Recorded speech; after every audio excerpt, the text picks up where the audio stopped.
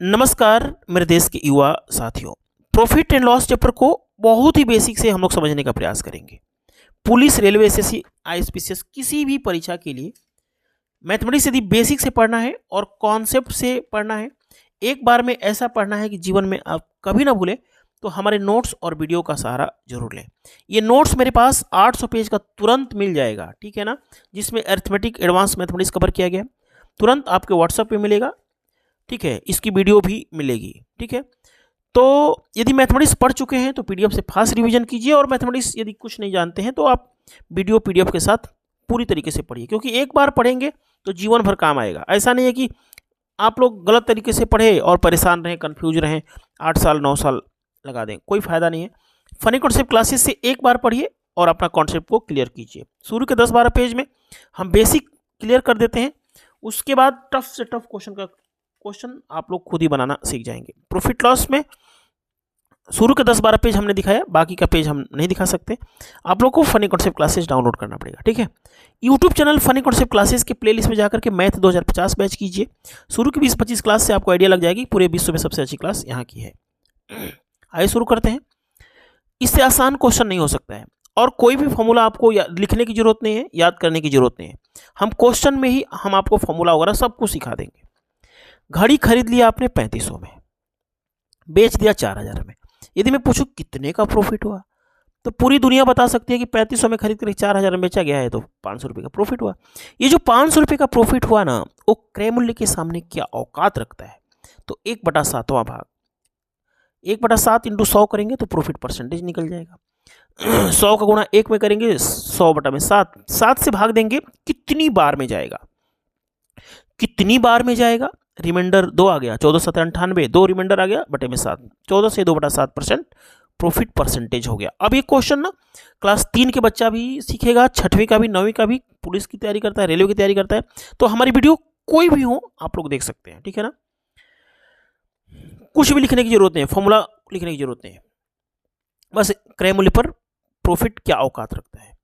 एक घड़ी का क्रय मूल्य 3000 रुपया है, विक्रय मूल्य 2400 रुपया है। हानि प्रतिशत बताइए। देखिए 3000 में खरीद करके 2400 में बेचेंगे तो कितने का नुकसान हुआ? कितने का नुकसान हुआ? तो 600 रुपये का नुकसान हुआ।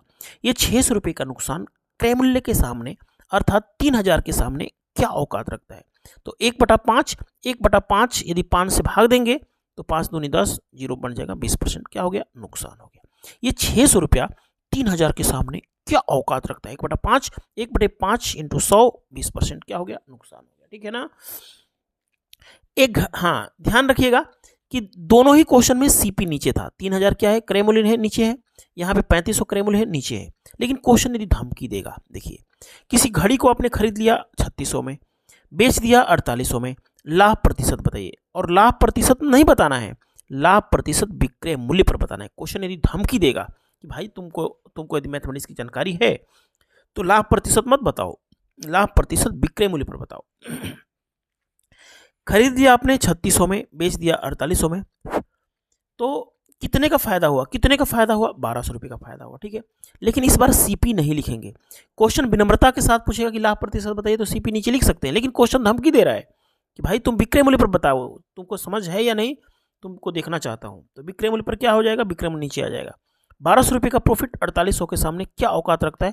1/4, 1/4 × 100 करेंगे तो 25% क्या हो जाएगा? प्रॉफिट परसेंटेज हो जाएगा।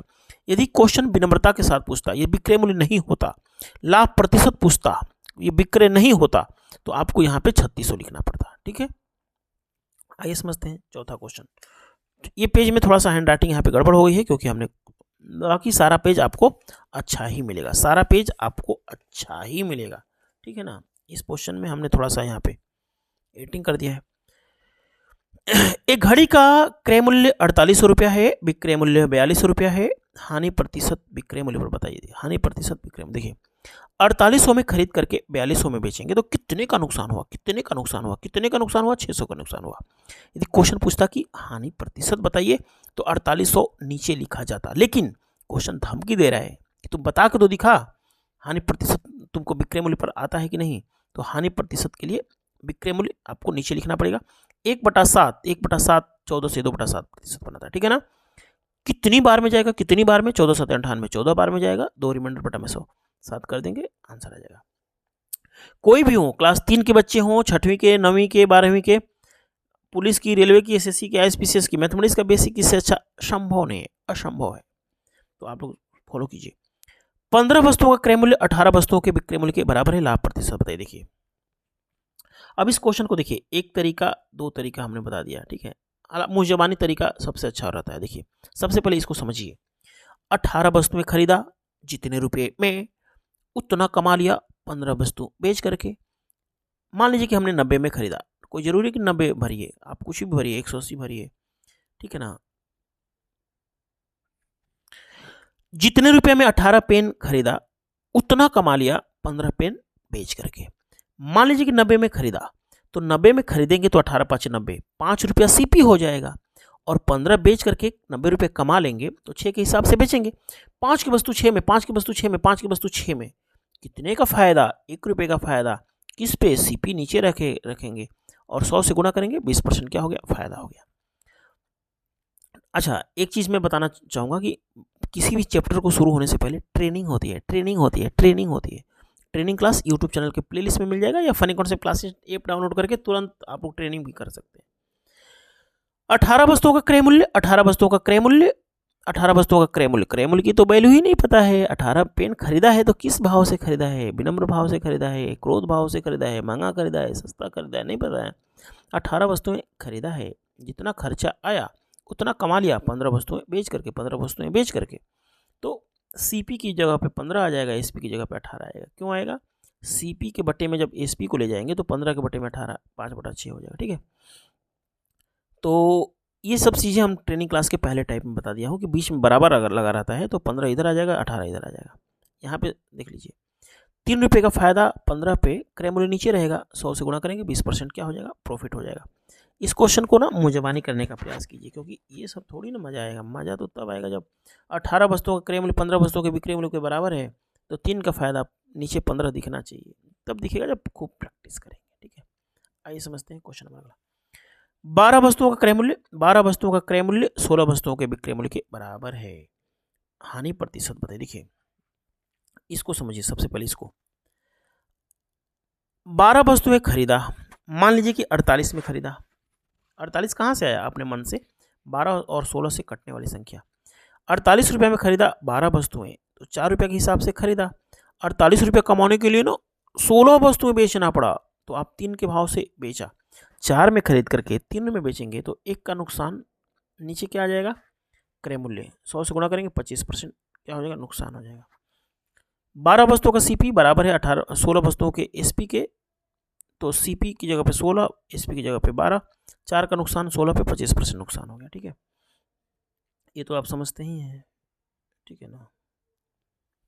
आइए समझते हैं। अब आपको हैंड राइटिंग बहुत ही खूबसूरत मिलेगी, बहुत ही खूबसूरत।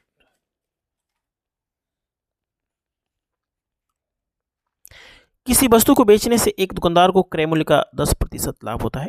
लाभ का प्रतिशत विक्रय मूल्य पर बताना है, ठीक है। अब ये क्वेश्चन इंपॉर्टेंट हो गया, परीक्षा के दृष्टिकोण से इंपॉर्टेंट। किसी वस्तु को बेचने से एक दुकानदार को क्रय मूल्य का 10% लाभ होता है। 10% का मतलब समझते हैं? 1/10। ट्रेनिंग क्लास के दूसरे टाइप में हमने बताया था 10%, 1/10 पूरा विश्व बना लेता है, लेकिन फनी कॉन्सेप्ट क्लासेस की स्टूडेंट है तो आपको जानना पड़ेगा 10/100, 1/10। 10 का 10% एक होता है, 10 का 10% एक होता है, 10 का 10% एक होता है। 10 रुपये में खरीद करके 1 रुपया प्रॉफिट पर बेचेंगे तो 11 में बेचेंगे। 10 रुपया में खरीद करके 1 रुपये का फायदा हो जाएगा तो 11 में बेचेंगे। तो क्रय मूल्य के सामने 1 रुपये क्या है? 10% है। वही 1 रुपये का प्रॉफिट विक्रय मूल्य के सामने क्या है? विक्रय मूल्य कितना है? 10, 11।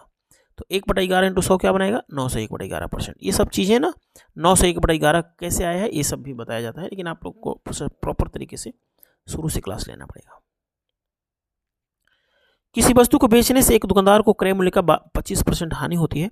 हानि का प्रतिशत विक्रय मूल्य पर बताइए। देखिए 25% क्या बनाता है? 25/100 काटेंगे 1/4, 4 का 25% एक होता है। ये पढ़ना लिखना आना चाहिए। 4 का 25% एक होता है। 4 में खरीदेंगे और उसका 25%, 1 रुपया नुकसान हो जाएगा तो वस्तु को 3 में बेच देंगे। तो 4 के लिए 1 रुपया क्या है? 25% है। तो जो 1 रुपये का नुकसान हुआ है ना, वो विक्रय मूल्य अर्थात 3 के लिए क्या है? 100 से गुणा करेंगे, 33 से 1/3% है, ठीक है ना। अब ये क्वेश्चन बहुत ज़्यादा इंपॉर्टेंट हो जाएगा, लेकिन इस क्वेश्चन को हम लोग शुरू करेंगे कल। ठीक है, funny concept classes app download करके पूरी वीडियो PDF ले लीजिए, एक बार ही खर्च करना पड़ेगा। बहुत बहुत धन्यवाद।